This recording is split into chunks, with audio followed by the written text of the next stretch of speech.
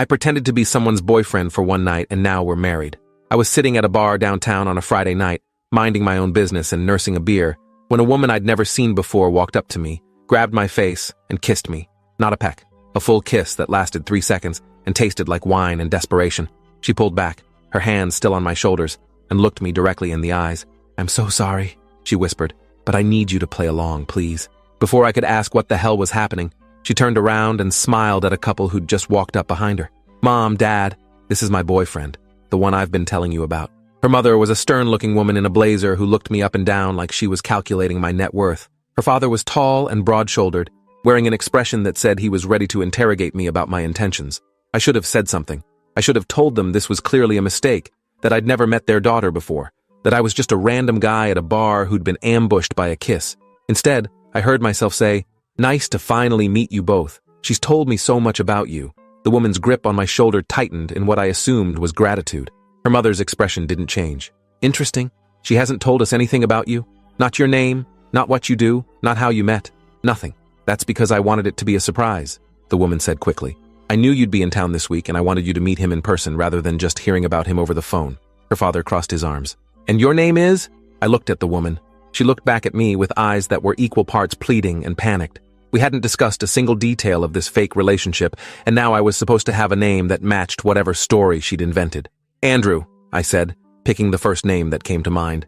"Andrew Fletcher." "And what do you do, Andrew?" her mother asked. "I'm in software development. Web applications, mostly." That part was actually true. The woman seemed to relax slightly. "How did you two meet?" her father asked. The woman jumped in before I could answer. "At a coffee shop, 3 months ago. I spilled my latte all over his laptop and felt terrible, so I insisted on buying him a new drink. We got to talking and..." She trailed off, looking at me to finish. "And I asked for her number before she could leave," I continued. "Best coffee shop accident of my life." Her mother's expression softened slightly, which I took as a good sign. Her father still looked skeptical. 3 months, he said. "That's not very long." "Long enough to know she's special," I said, and the woman squeezed my shoulder again. We were improvising a relationship in real time and somehow not completely failing. Her mother checked her watch. "We have dinner reservations in 20 minutes. I assume you'll be joining us, Andrew?" My beer was still half full on the bar behind me. I'd been planning to finish it, go home, and watch basketball. Now I was apparently going to dinner with strangers while pretending to date someone whose name I didn't even know. "I'd love to," I said. The woman finally released my shoulder and took my hand instead, interlacing our fingers like we'd done this 1,000 times. Her hand was warm and slightly trembling. We followed her parents out of the bar and onto the street. The moment we were a few steps behind them, she leaned close and whispered, "Thank you. I'll explain everything. I promise. And I'm Sophia, by the way. Andrew, but you already know that because I just made it up in front of your parents." She let out a small, slightly hysterical laugh. "I'm so sorry. I panicked. They showed up 3 days early and I wasn't prepared, and they kept asking about my boyfriend, and I didn't know what to do. So you grabbed a random stranger at a bar? You were the closest person who looked reasonably dateable. I didn't have time to be picky. Reasonably dateable. I'll put that on my dating profile." She squeezed my hand. "I owe you everything. Dinner is on me. And after tonight, you never have to see me again." We arrived at an Italian restaurant 3 blocks away. The hostess seated us at a table near the window, and I found myself sitting across from Sophia's parents while trying to remember every detail of the fake relationship we'd just invented. 3 months. Coffee shop. Spilled latte. Her name was Sophia. My name was Andrew, which was actually my real name, so at least I wouldn't forget that part. The waiter came and took drink orders. Sophia's father ordered scotch. Her mother ordered white wine. Sophia ordered red wine and looked like she wanted to drink the entire bottle. I ordered another beer and tried to look relaxed. "So, Andrew," Sophia's mother began once the waiter left, "tell us about yourself. Where did you grow up?" "Illinois, small town outside Chicago. Moved here for college and stayed for work." All true. I was accidentally being honest, which made the lying easier. "And your family?" "Parents are still in Illinois. One sister, younger, she's a teacher." Also true. This was the easiest fake relationship I'd ever been in. "Do you see them often?" Sophia's father asked. "Few times a year, holidays mostly. We video call regularly, though." Sophia was watching me with an expression I couldn't read. Grateful, maybe, but also curious. Like she was learning about the person she was supposedly dating. "What about your intentions with our daughter?" her father asked bluntly. Sophia choked on her water. "Dad, we've been dating for 3 months. Can we not do the interrogation thing right now?" "I think it's a fair question," her mother said. "You've been very secretive about this relationship. We're just trying to understand what's happening." I could feel Sophia tensing beside me. This was the moment where I could bail, make an excuse, end this charade before it went any further. Instead, I reached under the table and found her hand, the same way she'd grabbed mine outside the bar. My intentions are to make her happy, I said. That's it. That's all I'm focused on right now. Sophia's hand tightened around mine. Her father studied me for a long moment, then nodded slightly. Good answer. The waiter returned with our drinks and took our dinner orders. The conversation shifted to safer topics. Sophia's mother talked about their flight in and their hotel. Her father asked about my job in more detail, and I explained web development in a way that made it sound more interesting than it actually was. Sophia jumped in occasionally with comments that suggested she knew things about my work, my habits, my life. She was good at this, better than I was. She referenced a fictional movie we'd seen together last week. She mentioned a restaurant we'd tried that had terrible service but amazing food. She built an entire relationship out of nothing, and I followed her lead, adding details that made sense, that felt real. By the time our entrees arrived, I almost believed we'd been dating for 3 months. Her parents had relaxed considerably. Her mother even smiled when Sophia told a story about me supposedly trying to cook dinner for her and nearly setting off the smoke alarm. He's better at ordering takeout, Sophia said, squeezing my hand above the table now. Much better. Everyone has their strengths, I said. Her father actually laughed. Halfway through dinner, Sophia's phone rang. She glanced at the screen and her face went pale. Excuse me, I need to take this. She stood up and walked toward the restaurant entrance. Her mother watched her go with concern. Is everything all right? I'm sure it's fine, I said, though I had no idea. I was flying blind through this entire evening. Her father leaned forward. Andrew, can I be honest with you? Of course. Sophia has had a difficult year. The breakup with her previous boyfriend was hard on her. We worry about her. She doesn't always make the best choices. I nodded, unsure what to say. I didn't know anything about her previous boyfriend or her difficult year. But tonight, her mother added, seeing her with you, she seems lighter, happier. I don't know what you're doing, but keep doing it. The weight of their words settled on me. They genuinely cared about their daughter. They wanted her to be happy. And here I was, helping her lie to them. Sophia returned a few minutes later, her expression carefully neutral. Everything okay? I asked. Fine, just work stuff. But her hand was shaking when she picked up her wine glass. Something had rattled her with that phone call. After dinner, her parents announced they were heading back to their hotel. They had an early morning tomorrow and wanted to rest. Sophia's mother hugged her goodbye, then surprised me by hugging me too. It was lovely to meet you, Andrew. I'm glad Sophia has someone who makes her happy. Her father shook my hand with a grip that was slightly too firm. Take care of her. I will. They left, and suddenly it was just Sophia and me standing on the sidewalk outside the restaurant. The performance was over. The curtain had closed. We were just two strangers again. I can't believe we pulled that off, Sophia said. She was still holding my hand, though I wasn't sure if she'd noticed. Your parents are terrifying. I know. I'm sorry you had to deal with that. Why did you need a fake boyfriend? I asked. What was so bad about telling them the truth? She let go of my hand and wrapped her arms around herself. The truth is, I broke up with my actual boyfriend 2 months ago, and I didn't tell them. They loved him. They thought we were getting married. When they asked about him on the phone last week, I panicked and said we were still together. So you invented a new boyfriend instead of just telling them you broke up? When you say it like that, it sounds insane. Because it is insane. She laughed, a real laugh that made her eyes crinkle. I know it's crazy. But they were so excited about visiting and meeting him, and I couldn't deal with disappointing them again. I disappoint them a lot. There was something in her voice that made me think this went deeper than just a breakup. Again? I asked. She looked away. I dropped out of law school last year.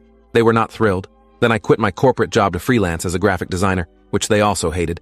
Then the boyfriend they actually approved of dumped me because I wasn't ambitious enough. So yeah, I have a track record of letting them down. Sounds like you have a track record of making choices for yourself instead of for them. She looked back at me, surprised. That's actually a nice way to put it.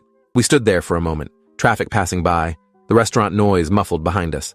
Who called you during dinner? I asked. She hesitated. My ex, the one my parents think I'm still dating. What did he want? To tell me he's engaged. To someone he met 6 weeks ago. He wanted me to hear it from him before I saw it on social media. The pieces clicked together. So he dumps you for not being ambitious enough, then gets engaged to someone else 2 months later. Apparently she's a corporate attorney. Very ambitious. Very approved of by everyone's parents. Her voice cracked slightly. I'm sorry, I said. That's awful timing. Timing has never been my strong suit. She pulled out her phone and checked the time. I should let you go. You've already done way more than any reasonable stranger should. Thank you, she said finally. For tonight. For going along with this ridiculous plan. For being a surprisingly convincing fake boyfriend. You're welcome. And for what it's worth, you're a very convincing fake girlfriend. She smiled. Can I buy you a real drink? To make up for kidnapping you from that bar? I should have said no. I should have gone home. The night was over. The favor was done. And we could both move on with our lives. Sure, I said. We walked back to the bar where this had all started and found 2 seats at the end. Sophia ordered another glass of wine. I got another beer. So, I said, tell me about the real Sophia. The one who isn't making up stories for her parents. She took a long sip of wine. The real Sophia is a mess. She's 28, lives in a studio apartment with too many plants, and spends most of her time designing logos for startups that never take off. She has commitment issues and anxiety, and a tendency to catastrophize everything. Sounds pretty normal to me. What about the real Andrew? Who is he when he's not pretending to be someone's boyfriend? I thought about it. The real Andrew is 30, works from home most days, and hasn't been on a date in 6 months because he's terrible at dating apps, and even worse at meeting people in person. 6 months? That seems impossible. I'm very good at being alone. That's sad. It's efficient. She laughed. You're weird. You grabbed a stranger at a bar and made him meet your parents. You don't get to call me weird. We talked for another hour. She told me about her ex-boyfriend, the lawyer who dumped her because she wasn't driven enough. I told her about my last relationship, which had ended because I worked too much and didn't make enough time for the person I was dating. She showed me some of her design work on her phone. I showed her the app I was currently developing for a client. Somewhere around 11 p.m., she checked her phone and sighed. I should probably go. I have a client meeting in the morning. Yeah, I should head home too. Neither of us moved. This was fun, she said. The dinner was stressful, but this part was actually really nice. We should do it again, without your parents. She looked at me, surprised. Are you asking me on a real date? Maybe? Is that weird? Given how we met? It's extremely weird, but also kind of perfect. She pulled out her phone. Give me your number. Real number this time. I gave it to her, and she texted me immediately. The message said, Hi, it's your fake girlfriend. I saved her contact and sent back, Hi, it's your fake boyfriend who wants to be your real boyfriend. She read it and grinned. That's very forward. I spent 3 hours convincing your parents I'm dating you. Might as well make it real. We left the bar together. She hugged me goodbye on the sidewalk, and it felt different from earlier. Less desperate, more genuine. Text me, she said. I will. I watched her walk to her car, and I couldn't stop smiling. I'd started the night planning to watch basketball alone. I was ending it with a phone number and a date with someone I'd met in the strangest possible way. I texted her when I got home. Made it back safely. Your parents didn't follow me. She responded immediately. They liked you. My mom texted me saying you seem like a good influence. Should I be worried that I impressed your terrifying mother? Very worried. She's already planning our wedding. I laughed out loud in my empty apartment. We texted for another hour before finally saying goodnight. The next morning, I woke up to a message from Sophia. Coffee? I promise not to spill it on your laptop this time. We met at the same coffee shop she'd invented for our fake origin story. She was wearing jeans and a sweater, her hair down instead of the styled way it had been last night. She looked more relaxed, more herself. Hi, fake boyfriend, she said when I walked up. Hi, fake girlfriend. We ordered coffee and found a table by the window. So how does this work? She asked. Do we keep pretending for your parents or do we actually try this? I vote we try this for real, with the understanding that we're both disasters who are terrible at relationships. That's the most honest first date proposition I've ever heard. She held up her coffee cup. To being disasters together. I clinked my cup against hers. To meeting in the weirdest way possible. We talked for 2 hours. She told me about growing up with high-achieving parents who never understood her creative side. I told her about moving away from home to escape expectations. We discovered we'd both gone to the same college but never met. We both hated cilantro. We both loved terrible reality TV. When we finally left the coffee shop, she took my hand as we walked to our cars. Same time next week? She asked. How about dinner tomorrow? That's very eager. I've already met your parents.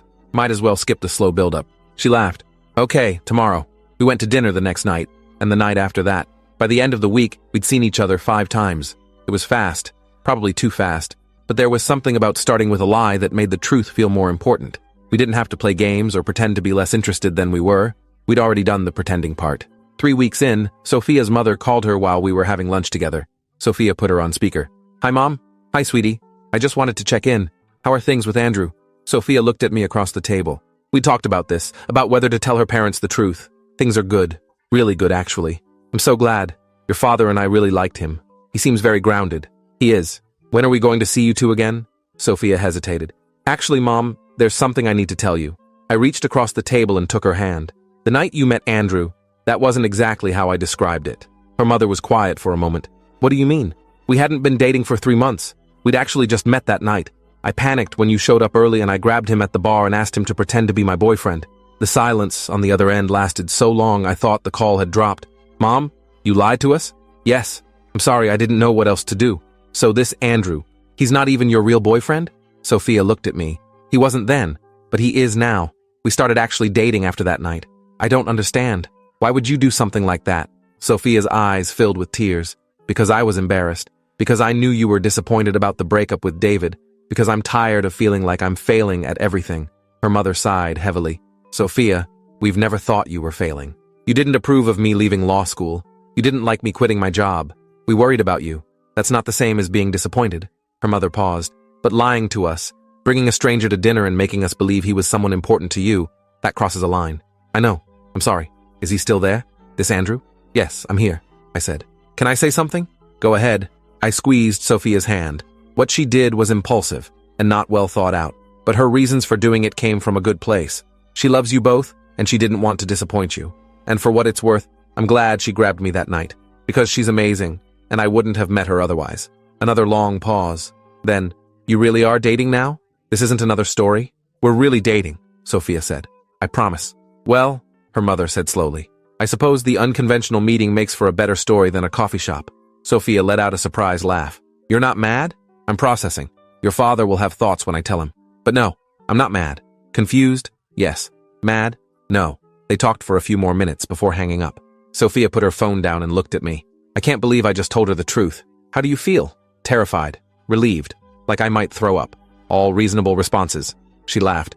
"Thank you for backing me up. That's what real boyfriends do." Her phone buzzed with a text from her father. "Your mother just told me everything.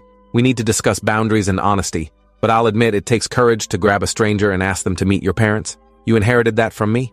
Sophia showed me the message. "My dad made a joke. That's his way of saying I'm forgiven." Over the next few months, we fell into a relationship that felt both new and familiar. We'd started with the pressure of a fake 3-month relationship, so the real one felt easier by comparison. No pretending. No games. Just two people who'd met in the strangest way and decided to see where it went. Her parents came to visit again 3 months after that first dinner. This time there was no lying, no pretending. Just an actual relationship with actual history.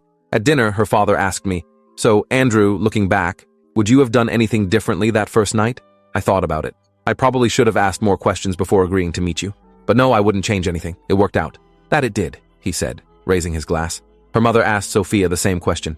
"Would you grab a stranger at a bar again if you could go back?" Sophia looked at me and smiled. "Only if I knew it would be him." 6 months after we started dating, we moved in together.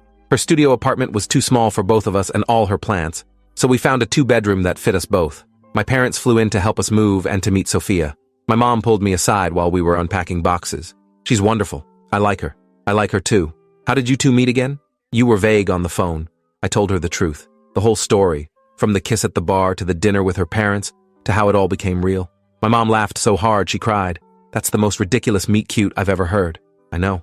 You're going to have to tell that story at your wedding." "We're not engaged yet, Mom." She gave me a look. Yet. She was right, of course. I knew within the first few weeks that Sophia was different.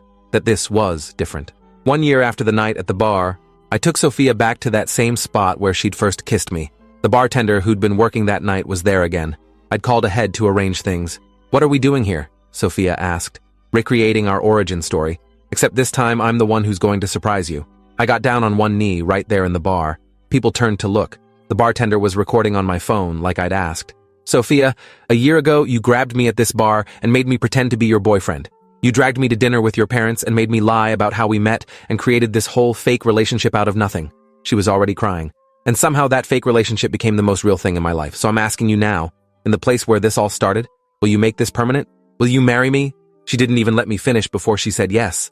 The bar erupted in applause. The bartender handed me my phone with the video. Sophia pulled me up and kissed me the same way she had that first night. Desperate and real and perfect. The engagement brought a new challenge. Planning a wedding while explaining to every vendor how we met. "So you grabbed him at a bar and made him meet your parents?" Our wedding planner asked, trying not to laugh. "Basically," Sophia said. "And then you actually started dating?" "We figured we'd already done the hard part. Might as well make it real." The planner shook her head, smiling. "That's either the most romantic or most insane thing I've ever heard. Can't it be both?" I asked. For our engagement photos, we went back to that bar. The photographer had us recreate the moment Sophia grabbed me, complete with the shocked expression on my face. "These are going to be interesting wedding photos," the photographer said. "Good," Sophia replied. "Normal is overrated." We sent the engagement announcement to friends and family with one of those photos and a caption that read, "Started with a lie, ended with a yes." My college roommate called me immediately. "Dude, this is the girl from the bar story? You're actually marrying her?" "I am." "That's insane." "I know. I love it. Can I tell that story at your wedding?" "Everyone's going to tell that story at my wedding." And they did. At our rehearsal dinner, person after person stood up and shared their version of hearing about how we met. My sister talked about my phone call that night. How confused I'd sounded trying to explain what had just happened. Sophia's best friend talked about the panicked text she'd received. I just grabbed a random guy at a bar and made him meet my parents. What is wrong with me? Her parents gave a joint speech about how skeptical they'd been, how betrayed they'd felt when they learned the truth, but how glad they were that Sophia's impulsive decision had led to something real. We've learned that sometimes the path to happiness isn't straightforward, her mother said. Sometimes it involves lying to your parents and grabbing strangers at bars. We don't recommend it, but we can't argue with the results. The day of the wedding arrived faster than I expected. I stood at the altar watching Sophia walk down the aisle and thought about how a year and a half ago, I'd been a stranger to her. Someone she'd grabbed out of desperation. Now she was about to become my wife. During my vows, I said, Sophia, when you kissed me at that bar, I had a choice. I could have said no. I could have walked away.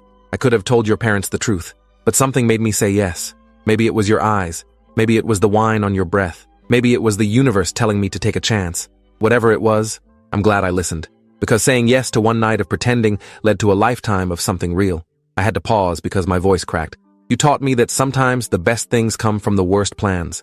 That sometimes courage looks like desperation. That sometimes the person you're meant to be with shows up in the strangest way. Sophia was crying. Half the audience was crying. I love you. I loved you when you were a stranger pretending to be my boyfriend. I love you now as the person I know better than anyone. And I'll love you tomorrow and every day after as your husband. When it was Sophia's turn, she pulled out a folded piece of paper. I wrote vows, she said, but now I want to say something different. She looked at me. Andrew, I was terrified the night I grabbed you. Terrified of disappointing my parents. Terrified of being alone. Terrified of admitting I'd failed at another relationship. So I did the most impulsive thing I've ever done. I grabbed a complete stranger and made him my fake boyfriend. She laughed through her tears. And you said yes? You didn't question it? You didn't run away? You just said yes and followed me to dinner and met my terrifying parents and played along with my insane lie. She wiped her eyes. But the thing is, I wasn't just scared that night. I was also hopeful. Because when I looked around that bar for someone to grab, I saw you. And something in me said, him. Not because you were the closest. Okay, partially because you were the closest, she admitted. And everyone laughed. But also because you looked kind. You looked like someone who might say yes. You looked like someone who might understand. She took my hands. And you were. You are. You understood my panic and my lies and my messy relationship with my parents. You understood all of it and you stayed anyway. You turned one night of pretending into something neither of us had to fake. She squeezed my hands. I love you. I loved you when you were a stranger doing me a favor. I love you now as my partner and my best friend. And I'll love you forever as your wife. Thank you for saying yes. Thank you for not running away. Thank you for being exactly who I needed exactly when I needed you. By the end, I was crying too. The officiant had to wait a moment before continuing because we were both trying to compose ourselves. When he finally pronounced us married, the entire room erupted. We kissed, and it felt both like that first kiss at the bar and completely different. At the reception, the bartender from that night showed up as a surprise guest. Sophia had tracked him down and invited him weeks ago. He raised a glass during the toasts. I've been bartending for 15 years, and I've seen a lot of weird stuff. But watching this woman grab this man and kiss him out of nowhere, then watching them pretend to know each other for her parents, that was top 5 weirdest things I've ever witnessed. Everyone laughed. But you know what? I've also never seen two people look at each other the way these two did. Even that first night when they were pretending. There was something real there from the start. They just had to figure it out. He raised his glass higher. To Andrew and Sophia, may your marriage be as unexpected and perfect as your first meeting. We danced until our feet hurt. We took photos with everyone we loved. We cut a cake that had a tiny fondant figure of a couple at a bar on top, complete with a woman grabbing a man's face. Sophia's idea, obviously. My best man gave a speech about how I'd called him that night. He said, and I quote, I just met a girl who either thinks I'm her boyfriend or is having some kind of episode. I'm not sure which, but I think I like her. And I said, that's the dumbest thing I've ever heard. Don't get involved. And he said, too late. I'm already at dinner with her parents. Everyone roared with laughter. So this is my fault, really. If he'd listened to me, none of this would have happened. You're welcome. Later in the night, Sophia's father pulled me aside. You know, when she first told us the truth about how you met, I was angry. I felt manipulated. I understand. But watching you two today, seeing how you look at each other, I realized something. The circumstances were unusual, but the connection was real. You can't fake that. He put his hand on my shoulder. Take care of my daughter, Andrew. Even when she makes impulsive decisions and grabs strangers at bars. Especially then, I said. He laughed and walked away. At the end of the night, Sophia and I stood in the parking lot of the venue, both of us exhausted and happy. We did it, she said. We actually got married. We did. How did we get here? From a random bar to this? I pulled her close. You grabbed me. I said yes. Everything else just followed. Best impulse decision I ever made. Best yes I ever gave. We drove to a hotel near the airport. We were flying to Italy for our honeymoon in the morning. But before we left, before we started that next chapter, we made one more stop. We drove back to the bar. It was late, almost midnight, but the place was still open. We walked in and sat at the same spots where we'd first talked after dinner with her parents. The same bartender was working. He saw us and grinned. Back already? The marriage didn't take? Just wanted to end where we started, Sophia said. He poured us 2 drinks on the house. To the weirdest couple I've ever met. We clinked glasses and drank. Do you ever wonder what would have happened if you'd grabbed someone else? I asked. Sophia thought about it. All the time. But I didn't. I grabbed you. Why me, though? Really? She looked at me for a long moment. Honestly? You were smiling. Not at anything in particular. Just smiling while you sat there alone. And I thought, that's someone who's okay with himself. That's someone who might be okay with me, too. I wasn't that okay with myself. Neither was I. But we figured it out together. We finished our drinks and left the bar one last time as a married couple.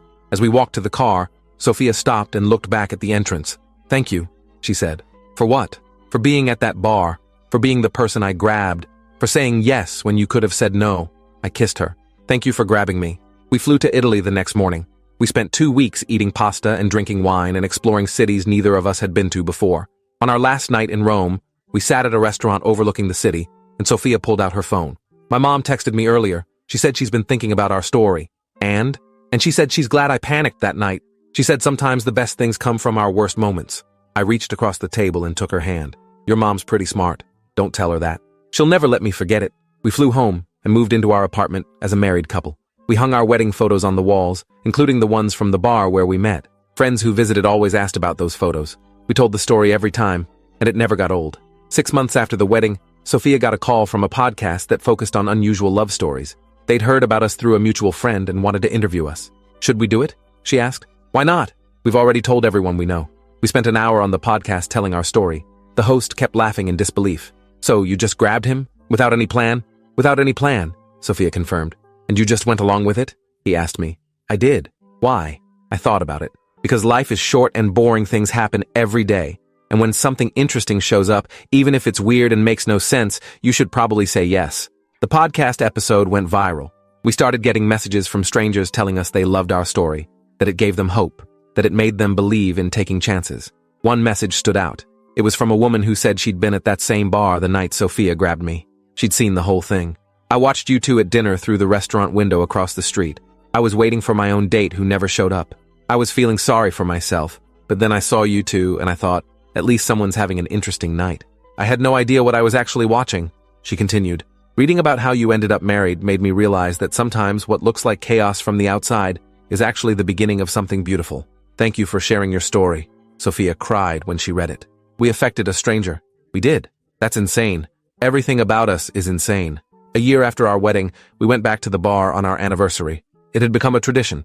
The bartender saw us coming and already had our drinks ready.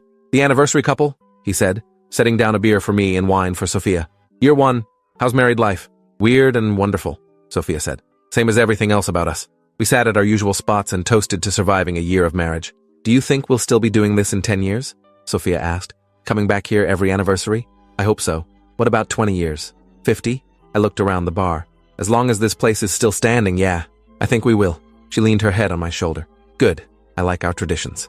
Even the weird ones. Especially the weird ones. 2 years after our wedding, Sophia announced she was pregnant. We were sitting at home when she told me, and I immediately suggested we go to the bar to celebrate. We're celebrating at the place where I ambushed you? Where else would we celebrate? We went that night. The bartender congratulated us and gave us sparkling cider instead of our usual drinks. This place is going to be in your kid's origin story, he said. How do you feel about that? Proud, Sophia said. Our kid is going to have the weirdest how did mom and dad meet story of anyone in their class. When our daughter was born, we named her Grace. Not after anyone in particular, just because we liked it, but also because Grace felt like the right word for what had happened to us. Grace for Sophia's impulsive decision. Grace for my willingness to say yes. Grace for everything that followed. We brought Grace to the bar when she was 3 months old. The bartender took a photo of the 3 of us sitting in the same spots where Sophia and I had first talked. This is going up on the wall, he said. You two are officially bar legends. When Grace was old enough to ask how we met, we told her the truth. The whole story, nothing left out. She listened with wide eyes. Mommy grabbed a stranger? Mommy grabbed Daddy, Sophia corrected. But yes, technically a stranger at the time. That's silly? It is silly, I agreed. But it worked out. As Grace grew up, she loved hearing the story. She'd ask us to tell it at bedtime, adding more questions each time. What if Daddy said no? Then I would have had to grab someone else. What if nobody said yes? Then I would have had to tell Grandma and Grandpa the truth. Would that have been bad? Sophia and I exchanged a look. It would have been honest, I said, which is usually better than lying, even if it's scarier. When Grace was 7, she had to do a project for school about her family. She insisted on including the story of how we met, complete with illustrations she drew of Sophia grabbing my face at the bar. Her teacher called us in for a parent conference. Grace's project was unique, she said carefully. She says you two met because her mother grabbed you at a bar and made you meet her grandparents? That's accurate, Sophia said. The teacher didn't quite know how to respond. It's unconventional. That's one word for it, I said. But it's the truth. We tell Grace honest stories, even the weird ones. The teacher smiled. Well, it certainly made for the most memorable presentation. The other kids couldn't stop talking about it. Grace beamed with pride. On our 10th anniversary, we went back to the bar as usual, but this time we brought Grace with us. She was 8 years old and so excited to see the place where her parents met. This is it? She asked, looking around. I thought it would be fancier. It's a bar, sweetheart, Sophia said. They're not usually fancy. The bartender, who'd been working there all 10 years we'd been coming back, made Grace a Shirley Temple. Your parents are the best love story I've ever seen, he told her. And I've seen a lot of people meet at this bar. They're weird, Grace said matter-of-factly. The best people usually are. We sat at our usual spots, Grace between us, and toasted to 10 years. I can't believe it's been a decade, Sophia said. Feels like yesterday and forever ago at the same time. Do you regret it? I asked. Grabbing a stranger? Never. Best worst decision I ever made. Grace tugged on my sleeve. Daddy, will you tell me the story again? We just told you this morning. I know, but I want to hear it here, where it happened. So we told the story again, sitting in the exact place where it began, about panic and impulse and saying yes to something strange, about a fake relationship becoming real, about taking chances and finding love in unexpected places. When we finished, Grace said, I'm glad Mommy grabbed you. Me too, kid. Me too. We sat there for another hour, just the three of us, in the bar where everything started, where two strangers became something more, where a lie became truth, where panic became love. Later that night, after we put Grace to bed, Sophia and I sat on the couch. 10 years, she said, since the bar. Best decade of my life. Mine too. She curled up against me. Do you ever think about what would have happened if things had gone differently? If you'd said no? All the time. But you didn't give me much choice. You just grabbed me and started lying to your parents. She laughed. True. Sorry about that. Don't be. Best thing that ever happened to me. We sat in comfortable silence, the kind that only comes after years together, after countless conversations and arguments and makeups, after building a life from nothing. Andrew? Yeah? Thank you for saying yes. I kissed the top of her head. Thank you for asking. 15 years after that night at the bar, we took Grace, now a teenager, back to our anniversary spot. She rolled her eyes when we suggested it. Do we have to? That place is so old. That place is where your parents met, Sophia said. It's tradition. Grace came along reluctantly, but by the time we got there, she was smiling. The bar had changed ownership, and our favorite bartender had retired, but the place still felt the same. We sat in our usual spots and ordered our usual drinks. Grace got a soda and pulled out her phone. Mom, Dad, can I ask you something? Sure, I said. Do you think grabbing a stranger is good relationship advice? Sophia and I looked at each other and laughed. Absolutely not, Sophia said. Then why do you always tell the story like it's romantic? Because it is romantic, I said. But it's also lucky. Most of the time, grabbing a stranger at a bar doesn't end with marriage and a family. So, what's the actual lesson? Grace asked. We thought about it. Take chances, Sophia said, even when they're scary. And when someone offers you something unexpected, I added, don't automatically say no. Sometimes the weird paths are the right ones. Grace considered this. So basically, you're saying I should be impulsive and trust strangers? No, we said in unison. We're saying, Sophia clarified, that sometimes life puts opportunities in front of you that don't make sense, and sometimes those are the ones worth taking. Grace nodded slowly. Okay, that's actually pretty good advice. We finished our drinks and left the bar. On the way to the car, Grace said, you know, when I'm older and I meet someone, I'm going to have to come up with a way better story than we met on a dating app. Or, Sophia suggested, you could just be honest about however it happens. That's usually the best story anyway. Even if it's boring. Nothing real is boring, I said. 20 years after the night at the bar, Sophia and I went back alone. Grace was in college, living her own life, making her own stories. We sat in our usual spots and ordered our usual drinks. The place had changed again. New owners, new staff, new decor. But we kept coming back. 20 years, Sophia said, shaking her head. 2 decades since I grabbed your face and ruined your Friday night. Best ruined Friday night of my life. She took my hand across the bar. Do you think we'd have met any other way? If I hadn't grabbed you? I don't know. Maybe. Maybe not. I like to think we would have. That somehow, some way, we were supposed to find each other. Maybe, I said. Or maybe you got really lucky grabbing a stranger who happened to be single and willing to go along with your insane plan. Luck, fate, whatever. I'll take it. We sat in comfortable silence, watching other people come and go. Young couples on dates, friends meeting for drinks, strangers who might become something more. Andrew? Yeah? If I could go back and do it differently, I wouldn't change a thing. Not even the lying to your parents part? Not even that, because it gave us this. All of it. I squeezed her hand. Me neither. We finished our drinks and left the bar one more time. As we walked to the car, Sophia looked back at the entrance. Same time next year? She asked. Always, I said, and we kept that promise. Every year, every anniversary, we went back. Back to the place where two strangers became something more. Where pretending became real. Where one impulsive decision changed everything. I pretended to be someone's boyfriend for one night. And now, decades later, I'm still her husband. Still saying yes. Still grateful she grabbed me at that bar. Still living the best unexpected life I could have imagined. If you enjoyed this, you'll definitely want to see the next ones too. So subscribe now and let me know your take in the comments.